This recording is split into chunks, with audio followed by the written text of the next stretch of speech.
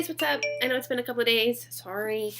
I've been thinking a lot about different things that I can do to help with my depression, and I wanted to share some of them with you before I get started on the devotional.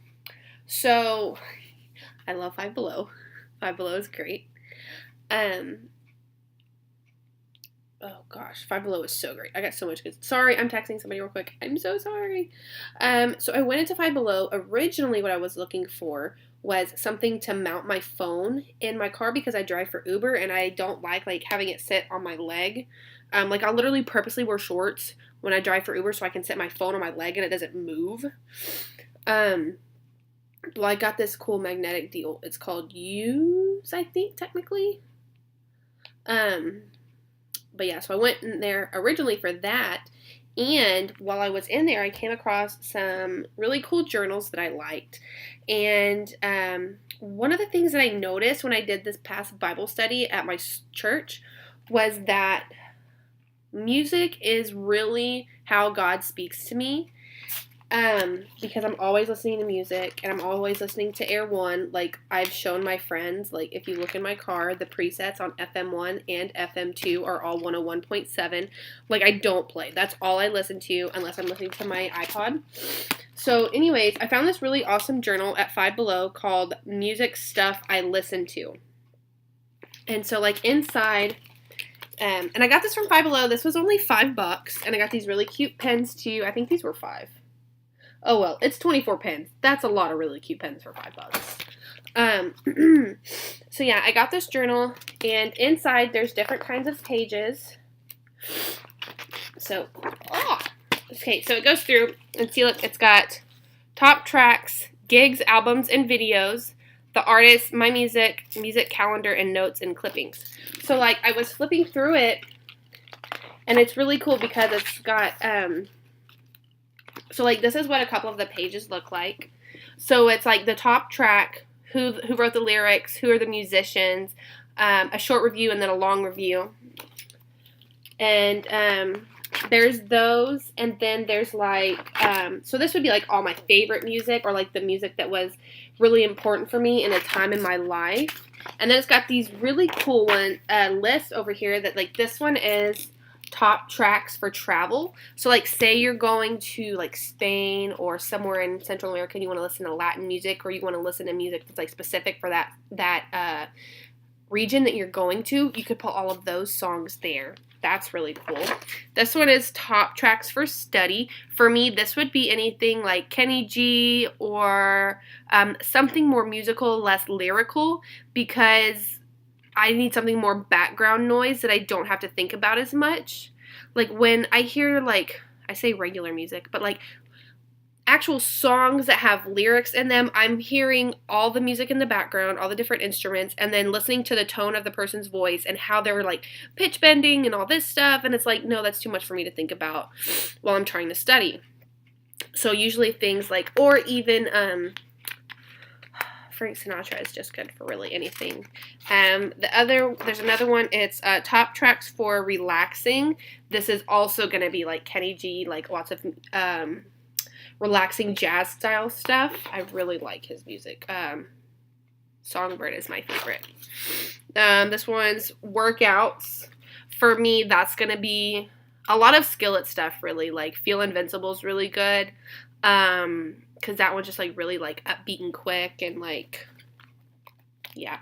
Or, some people would say, if you're working out your glutes, listen to songs that are about booties and stuff like that. You know, work it. Can I put my thing down, flip it, and reverse it? Whatever.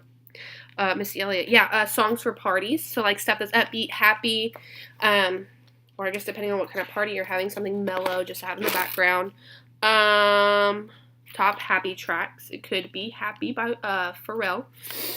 So I really like this because I'm very much a musical person. Ooh, top moody tracks. Ooh, I don't know about that one. Summer tracks. Yeah, there's all kinds of good stuff in here. Tracks to dance to. Oh, there's these best gigs. If you go to a concert, which I've been to only been to 4 concerts. I've been to 2 Skillet concerts. Well, the first Skillet concert wasn't like an actual like Skillet concert, but they were like the main band that was there. It was the Air One Positive Hits tour that I went to last November of 2017. It was awesome. I loved it. I'm gonna try to go to the Positive Hits tour this year. And then I went to a Skillet concert where they headlined, and then for King and Country was the opening band, which that was awesome. I love that so much. And then I've been to a Kelly Clarkson concert. I went to that one when I was like 10 or 11, though, so I don't really remember it that much.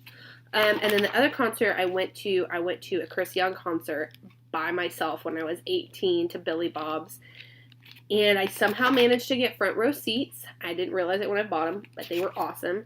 So, like, in here, you would just write, like, okay, well, like, November, I think it was actually September, no, some date in what year did I graduate? It was like 2014. I went to a Chris Young concert at Billy Bob's. It was amazing.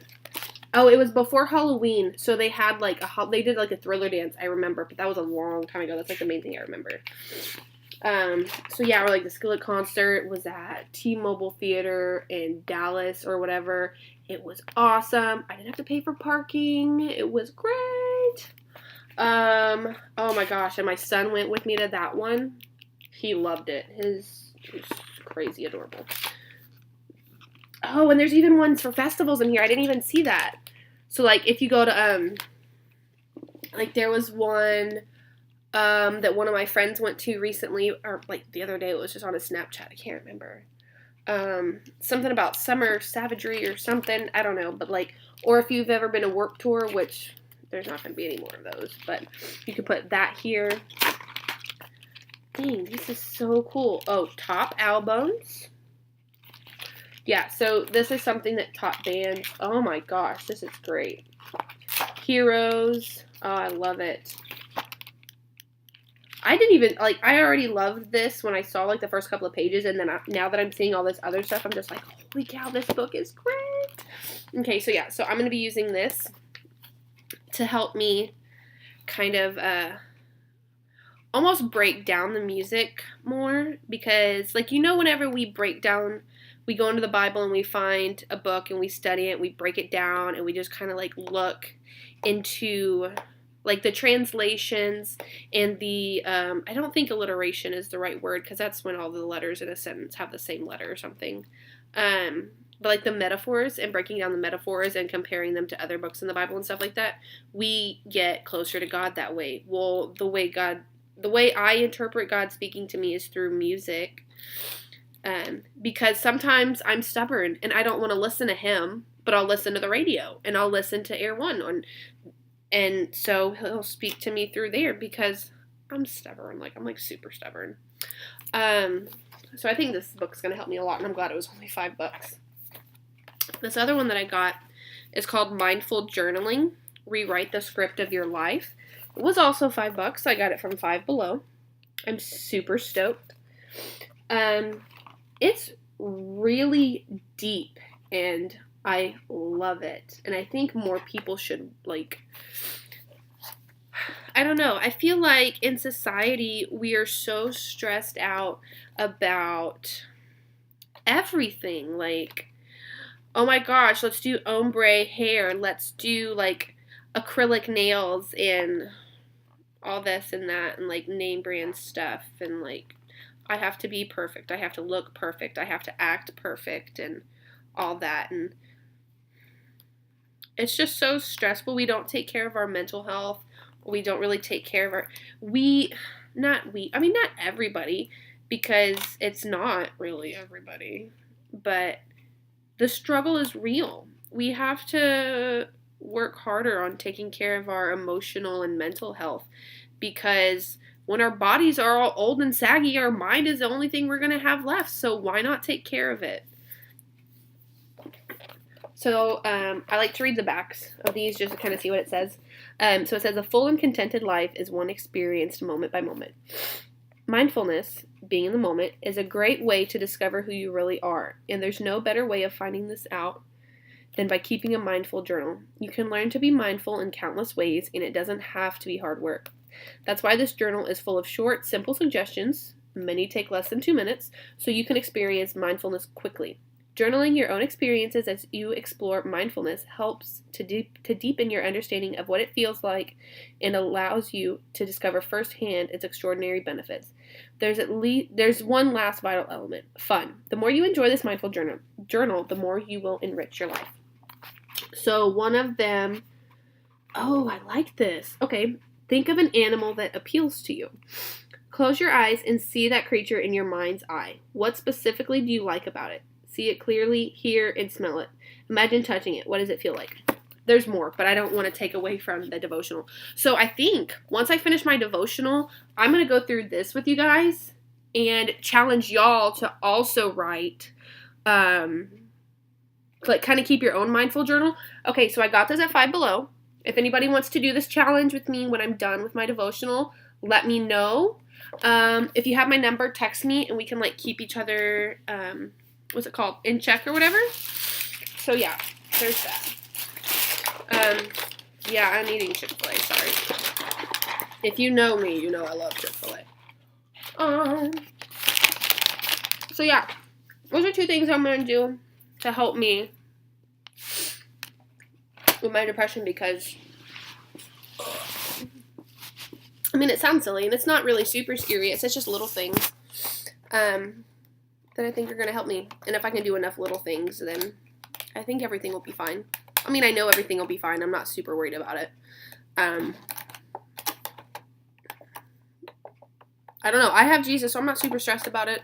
I just know that I need to do my part, and then to a certain extent, like, let him take care of the rest. Like, it's hard to explain to non-believers, but, like, you know when you have a kid and, like, they're old enough to make a sandwich, but they don't want to, and, like, maybe they don't know how, you know? So, like, you show them how to teach a man to fish, and he can fish for the rest of his life. Give him a fish, he'll, like, you know, that whole deal. So, like, I'm sorry if that was confusing. So, I feel like I just need to grow in this season. And especially as a young adult, I've only been living on my own for about a year. Before this, I lived with my ex. Before that, I lived with my ex. And before that, I lived with my parents. So, I feel like that's part of it. Is like I was kind of just thrown into it because of my own bad choices. Which is hard to say. But once you do say it, it's so much easier. Like, I've had people ask me, so like, oh, how did you and your son's dad meet? And I'm just like, I wish it was under different circumstances, but it wasn't. Luckily, we've both grown a lot since then. Yeah. So let's hop in to the devotional today. I'm going to try to start doing these during the day, because my issue with doing them at night is I get so sleepy. And I'm just like, oh, it's okay. I'll just do the devotional and go to bed, and I won't post a video. And then it's like, well, I promised you guys I would do a video. So I'm going to do the video, because that's part of keeping me accountable and making sure that I'm really doing this. So here we go. Yeah, so if you guys haven't downloaded it yet, and if you don't want to, that's fine. You can have your own personal Bible. If you're a paper reading person, like you like to flip the pages, that's perfect. But yeah, this is my Bible app. It's down here at the bottom. Boom, YouVersion. You can change the deal. Okay, so go to plans. 21 days to beat depression. Excuse me. All right, so let's read this real quick. My dad's happiest moments were spent planting seeds in the tender ground of spring, pulling relentless weeds under the hot summer sunshine, and harvesting the bounty that he and God had grown together. I think that's really important, because you can do things, sure, without God, and they may or may not be successful, but with God, I don't know how to explain this and not sound silly, but like with God, you don't care if they're successful or not, because you know that his plan is greater, and it doesn't have to be perfect. It doesn't even have to be the way you want it. But if you put your trust in God and you put your belief in God and know that He'll take care of you regardless, the outcome doesn't really seem to matter anymore, because it's the journey that means the most, is how you're changing and how you're growing while you're doing that. Okay. Okay, this is what I learned from my wise father. If you plant cucumber seeds, you will harvest shiny green cucumbers. Cucumber seeds never produce onions or corn on the cob. If you plant tulip bulbs, you will reap a beautiful display of tulips. Tulip bulbs never reproduced evergreen trees or forget-me-nots. You will always reap what you have sown. Seeds are only able to reproduce what their genetic code determines. However, in the kingdom of God, there is an exception to this code of agriculture. In God's garden, when you sow in tears, you will reap in joy. If you have cried yourself to sleep too many times to count and have experienced the sorrow of depression, don't give up. Your tears have fertilized the seeds of joy that God has planted in the garden of your life. Holy crap, I'm trying not to cry. That was really deep, and I loved it. Yeah, that was really good. And I think that's really important, and that's something that we always have to remember is while some things are black and white and they will always stay that way, when you are depressed and when you are sad, you do not always have to stay that way. Granted, it is true that people become so comfortable in their brokenness and they see that defines them, and that is where their identity is found, is they don't want to get healed. They're so comfortable and they're so used to living their life that way that they're scared to see what life is like without their brokenness. And one of the things that even I have struggled to remember is, it's okay. I remember a pastor calling it the cul-de-sac of comfort. You have to get out of that area and you have to move past it if you ever want to grow. A seed cannot grow in a petri dish. It has to grow in a pot or in the ground, surrounded with lush, fertile land, like dirt and all that stuff. It has to be somewhere where it can receive sunlight, somewhere where it can receive water and fertilizer even.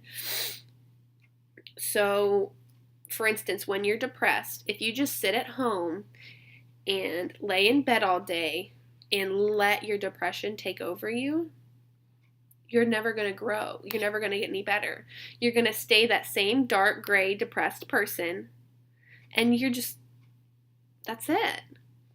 But the moment that you decide, screw this, I'm not going to let this crap take over my life. Little decisions. Go to the grocery store. Do a little bit of extra socializing. Just a little bit. Go through the drive-thru at Chick-fil-A. Just do little things. Go through the drive-thru at the bank instead of going to the ATM. Little bits of social interaction will help you so much. You don't even have to talk to anybody. Go to Target and walk around. Just be in public. Go through the self-checkout if you want. Go to an actual cashier. But be in public. Feel the fresh air on your face. Drive with your windows down. Not if it's raining and not if you live in Texas right now. But yeah, I completely understand that when you're depressed, you don't want to do anything. Because I've been there. But the moment that you decide that you want to change, you have to fight hard. You have to make the decision. Okay, I have to go out. I have to do this. I have to do that. Whenever I was telling you guys that I was struggling really bad and I kept forgetting to do my videos, and I was just kind of like, oh, well, it's not that big of a deal. Nobody's going to miss me, blah, blah, blah. Well, I think it was a Tuesday. It was last Tuesday. And the leader of my home group or community group, Brett, had called me. He was like, hey, I saw that you commented in the group me. Do you and Leo want to come tonight? We were having a Mario Kart tournament at our church with our community group, and there was a lot of us. And I was kind of hesitant at first. I was like, it was 5:30. It was 5 o'clock. I was just like, man, I don't know.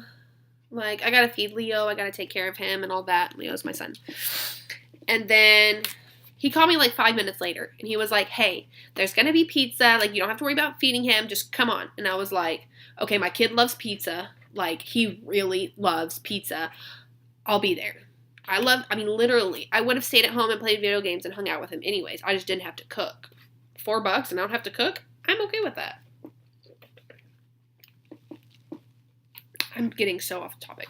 But my point is, my depression was telling me, no, it's okay. Just stay home. You don't have to go hang out with your friends. You don't have to do that. But in my head, I was like, no, Hannah, you need to go because you need to be social. All of these people love you and they love your son. And there's absolutely no reason for you not to go. Like, you've got $4. Throw down $4 for some pizza for you and Leo and go play some Mario Kart. And so I went. And it was awesome. It wasn't even like, I didn't have to talk to anybody. I talked to my friend Chelsea and my friend Brittany and my friend Courtney, who just had a baby kind of recently. I think he's like a couple of months old now. But yeah, it wasn't even like, it's not like I had to give a speech or like, it wasn't like a group freaking counseling session or anything. We were all just hanging out, eating pizza, and playing video games like a bunch of nerds. It was awesome. And, yeah, it was just really awesome. And, like, my son loves all the guys in the community group. There's this one guy specifically, Carlos, that he just, like, gravitates to every time. I think it's adorable. But, yeah, so me taking that one little step to saying, hey, I'm not going to let this depression kick my butt. It's about to be the other way around. That was so good for me for Tuesday. And like, I'm probably going to try to go to church tomorrow.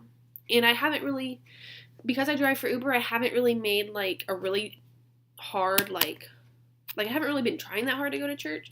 But like, I was looking up our scrolls online. I was like, okay, well, I could probably get this done by tonight and then like go to community group in the morning and I could just drink lots of coffee. I'll be fine. No worries. And it's just little things that you can do for yourself to improve your mental and emotional health. Because even though I didn't have to talk to anybody, I felt so loved. And that's just what's it called? That's just like the vibe, I guess, that they put off. Is it like, I mean, I know they love me and I know they love my kid and it's just amazing. I love them so much. I love that church, y'all.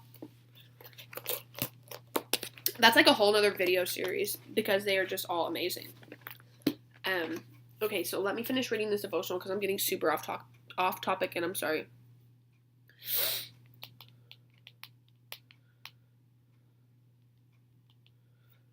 Let's see. Crap, I've closed it out. Oh, here we go. Oh, no. Okay, here we go. Devotional. Okay, where was I?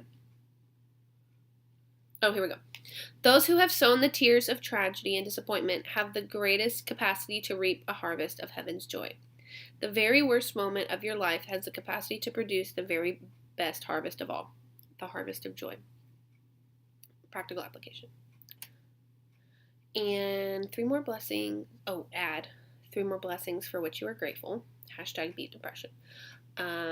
Chick-fil-A. I'm thankful for Chick-fil-A. That sounds really lame, but I love Chick-fil-A. 2, I am grateful for my community group at church and for always reaching out to me even when I go MIA. And 3, I'm grateful for the church for letting us do cool stuff like that, like having a Mario Kart tournament with our community group. That's awesome. And I don't know any other church that would do that. That's super cool. Okay, be kind to someone today. Smile at the woman beside you in traffic, or encourage the young mother in the grocery store line. Pay for someone's coffee in the drive-thru, or tell someone in your family that you love them.